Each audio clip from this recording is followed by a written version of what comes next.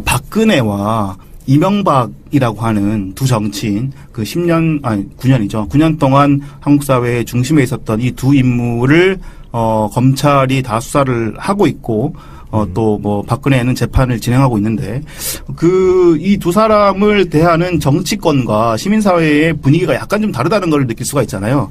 이게 이명박 쪽 측근들, 그러니까 아까 얘기했던 핵관 이동관이나 김태효나 이런 사람들을 같은 경우에는 또 이재호나 이런 사람들은 열심히 이제 반발을 하고 있지만 이들이 속해 있던 정당이던 자유한국당과 바른정당 쪽은 전혀 이 조용한 상태로 지금 계속 이어지고 있습니다. 별달리 박근혜 때하고 달리 별로 그렇게 반응이 크지가 않아요. 왜 그럴까요? 일단은 그 상황들을 한번 이재호 기자가 먼저 소개를 해주시고 좀 분석을 해보겠습니다. 네, 지난 10일 이명박 전 대통령이 문재인 정부의 적폐 청산은 정치 보복이라며 강하게 반발한 직후에도 이 공항에서 얘기했던 직후죠. 맞습니다. 네, 자유한국당과 바른정당은 공식 논평이나 성명을 전혀 내지 않고 대변인의 구두 논평으로만 적당히 대응하고 있습니다.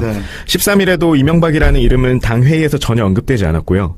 MB 지키기보다는 문재인 정부에 대항하기 위해 보수 우파 통합, 지금 하고 있는 그 부분에만 방점을 찍은 발언들이 나왔습니다.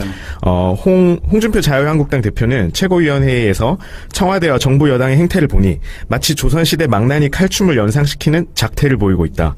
보수우파 세력들이 하나가 돼 정치 보복에만 혈안이 된 칼춤을 막아야 한다고 했는데요.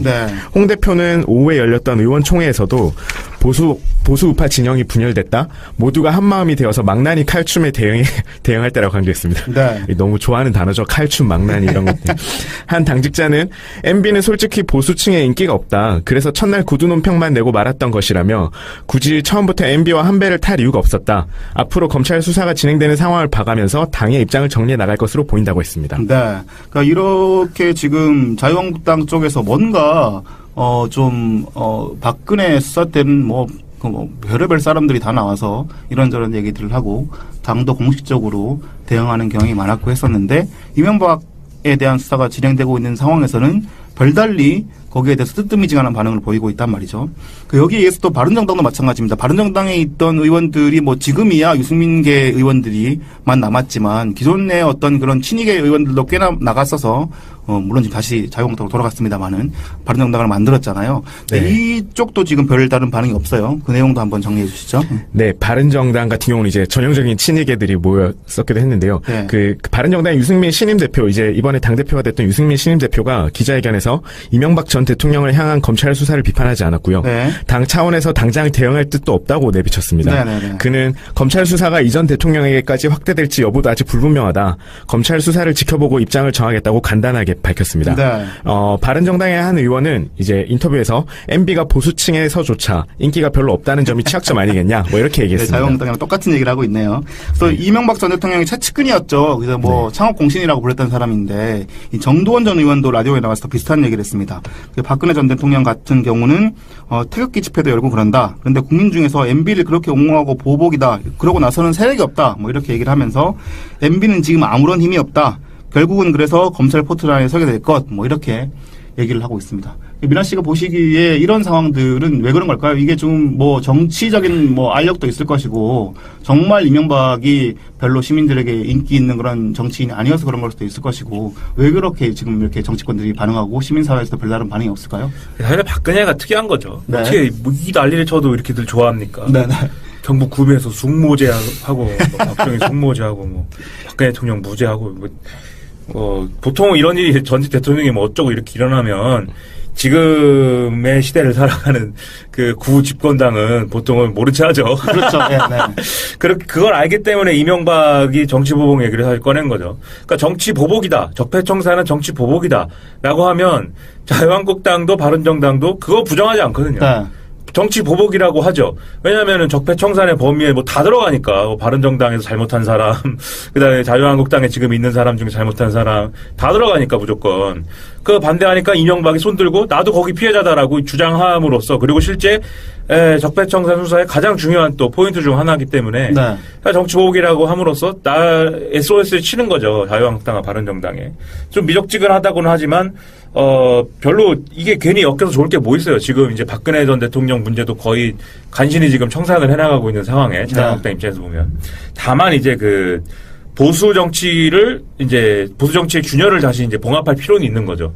무슨 얘기냐면 원래 보수 정치라는 거는 지금까지 한국 정치 보수 정치라는 건 크게 두 가지 축이란 말이에요. 네. 하나는 우리 박정희 숙모제에서 볼 수 있는 그런 정근대적인 어떤 우리가 과거에 이념적 우파라고 불렸던 그런 사람들인 거고, 지금 아스팔트 우파와 박정희 숙모제 이런 거 하시는 분들. 네, 주로 군복 입는 걸 좋아하시는 분들. 네. 네.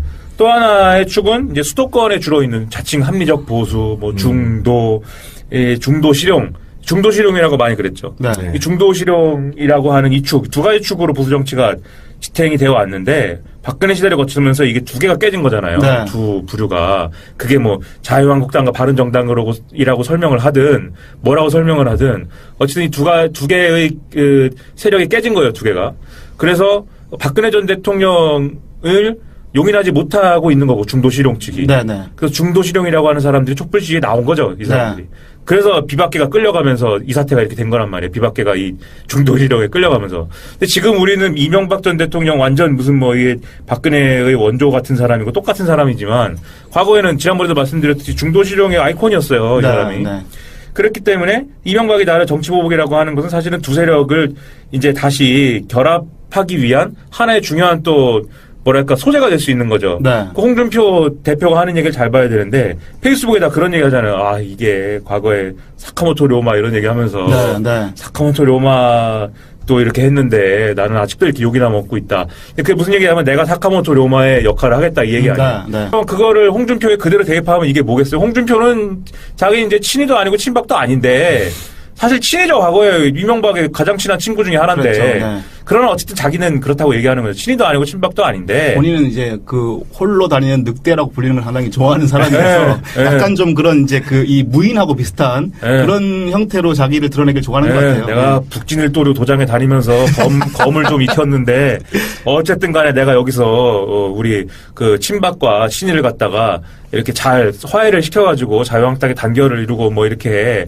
해야 된다 이런 얘기를 하면서 정치 보복을 우리가 당하고 있다라는 걸로 내부의 갈등을 이제 봉합시키고 싶은 네. 그런 마음으로 이제 얘기를 떠들고 있는 거죠. 네, 그런 걸 볼 때 이명박과 박근혜의 두 사례는 어쨌든 전임 정권의 과오 그리고 전직 대통령들이 잘못한 것으로부터는 이제 지금 있는 야당들은 거리를 두고 싶지만 다시 이제 두 세력을 통합하기 위해서는 아까 말씀드린 중도 실용과 이념적 우파를 통합시키기 위해서는 사실은 또 이 사람들의 정치 보복을 당하고 있다는 개념이 필요한 거죠. 네. 그래서 서로 이제 그 이해관계가 맞아 돌아가고 있는 건데 뭐 모르죠. 근데 또 네. 서청원 녹취록이 어떻게 될지 그렇죠. 뭐 예. 유승민이 어떻게 될지 모르죠. 뭐 제가 이제 정치부 출입하면서 봤던 이제 경험들을 비춰보면은 네. MB가 좀 덕이 없지 않았나 뭐 그런 생각을 했습니다. 지금 이제 정두원 전 의원만 해도 제가 뭐 미아에서 자택 앞에서 한번 개인적으로 만난 적이 있었는데 네. 뭐 그때 이제 저축은행 사태 때 구속된 뒤로 뭐 가정이 거의 파탄이 났어요. 네. 뭐 가정이 파탄. 네, 혼자 살고 있고 지금 이제 자녀들 다 떠나고 뭐 네. 그렇게 살고 남의 일이 있고 남의 일 같지가 않네요. 남의 일 같지가 않고. 네, 그런 상황이고 뭐 구해주지 않았죠. 그때 이제 구속되면서도 뭐 위에 분들 다 누리시고 뭐 이런 말씀도 남기셨던 걸로 기억하고 있는데 네. 뭐 그렇고 또 이제 홍준표 지금 당 대표도 별로 그렇게 썩 MB랑 감정이 좋지 않다고 해요. 그 네. 당시 MB 이제 대통령일 때 법무부 장관을 내심 원했던 걸로 이제 그렇죠. 이제 네, 국회에서 얘기가 돌았었는데 뭐 그거를 MB가 전혀 콧방귀도 안 끼니까 네. 이제 홍준표를 네. 법무부 장관 시키면 어떻게 될지 몰라요. 뭐 그런 이제 논리적인 그걸 차치하더라도 이제 그 공과 이제 분배 과정에서 뭐 이렇게 소외됐다 보니까 홍 대표도 네. 지금 와서 이렇게 굳이 도와줄 뭐 그럴 큰 유인 동기는 없지 않나. 네. 이제 뭐 큰 대회에선 어떨지 모르겠습니다만 결국은 보수라고 하는 쪽의 사람들은 이해관계로 돌아가잖아요. 그러니까 이제 네. 그 이해관계에서 자기를 내친 사람들을 정치적으로 이렇게 만약에 다시 옹호하고 나섰을 때 자기에게 쏟아지는 이익이 있으면 나서겠죠. 근데 지금은 또 그런 이게 상황도 아닐 테니까. 이명박을 만든 삼걸이 있지 않습니까? 삼걸. 네. 이상득, 이재호, 정두원. 네. 이렇게 있는데 정두원 뭐 시작하자마자 이상득한테 개겼다가 바로 이제 내쫓긴 다음에 네. 그 엄청난 탄압을 받고 남경필하고 같이 정치 사찰당하고 네. 우리 정치 사찰 받았어요 기자회견하면서 부둥켜 안고 울고 뭐 이런 그래갖고 정두원 전 의원은 지금은 거의 자유인이죠. 아무렇게나 얘기하고 다니고 네. 아무렇게나 뭐 떠들고 홍준표 대표도 말씀하신 대로 과거에 미국에 같이 있을 때는 같이 골프도 치고 뭐 아주 친한 맞습니다. 사이였는데 맞습니다. 여기 한국에 와서 이명박 정권에서는 자기도 나름 이제 힘도 쓰고 하려고 그랬는데 홍준표가 사실 뭐가 있습니까? 세력이 있습니까? 뭐가 있습니까? 남들하고 맨날 싸우기나 하고. 그렇죠. 예. 그러니까 사실 이명박 전 대통령도 독설이나 날리고. 네, 이명박 전 대통령도 그렇게 신경 써줄 뭐 이유가 없는 거예요. 그리고 이재호가 뭐 왕의 남자라느니 뭐 여기 한나라당에서 엄청 이 힘께나 쓰는 듯이 행동하고 했지만 사실 그 정무장관 뭐 무슨 특임장관 시켜준 거 말고는 사실 실속이 별로 없어요. 이재호 그것도 그래요. 네. 도와줘도 이렇게 뭐 돌아오는 게 없네요. 본인은 계속 통일부 장관 이런 쪽을 좀 하고 싶어 했던 것 같은데 그것도 성공하지 못했고. 별로 이게 덕본 거 없고 그 오히려 좌파라고 그러고 과거에 그 이력 때문에 좌파라고 그러고 막 사실 근데도 이재호는 속이 없어서 그런지 지금도 내가 대신 감옥 가겠다고 대신 가겠다고는 안 했지만 이명박 정권 잘못되면 내가 감옥 가겠다고도 하고 그런 얘기를 이거 했었죠. 훌륭한 분이에요 이재호 씨가 아주 훌륭하다기보다는 그런 게 있는 것 같아요. 이제 계속 정권 말기 올드 60예요. 예. 이럴 때는 자기가 이렇게 계속 그 왕의 남자라고 불리는 거에 대해서 계속 부담스러워하고 그런 거 없었다. 정말 이제 아까 김민아 씨가 얘기한 대로 나 그런 거 받은 거 별로 없고 별로 위세를 누리는 권력도 없다. 뭐 이런 얘기라고 계속 부인했는데 최근에 이제 이재호가 의원도 떨어지고 끈이 다 떨어졌잖아요. 아무도 가진 게 없단 말이죠. 그러니까 그거라도 부여잡고 늘 푸른 한국당 있는데 왜 그러세요? 늘 푸른데 그거라도 부여잡고 자기의 존재감을 드러내야 뭐라도 이제 언론에다 한 줄 실어주고 하는 거 아닙니까? 그래서 저는 순박함이 있다고 보는데 어떤 순정이 있다고 보는데 그건 그리고 유일하게 그래도 누린 사람이 이상득밖에 없어요. 그 한걸 중에. 근데 이상득도 이제는 아무도 지켜주지 않고 이상득 막 감옥 가고 지금 또 재판 받고 뭐 그러잖아요. 지금 또 뭐 나왔는데 잊어버렸어요. 요새 이상득은 염색도 안 하고 아니 무슨 얘기야. 아무튼 그래서 이제 그런 자원외교 하면서 이상득은 뭐 혜택을 많이 받죠. 그래도 어쨌든 이명박이 이제 권력에서 이제 물러나면서 다 이제 깨지는 일만 남은 것이고 그래서 사실 이명박이 직접 나서서 떠들고 있는 거죠. 지금 핵관 이동관 정도나 뭐 가서 이렇게 또 방어를 해주지. 지금 이 불충한 박형준은 뭐 하는 겁니까, 지금?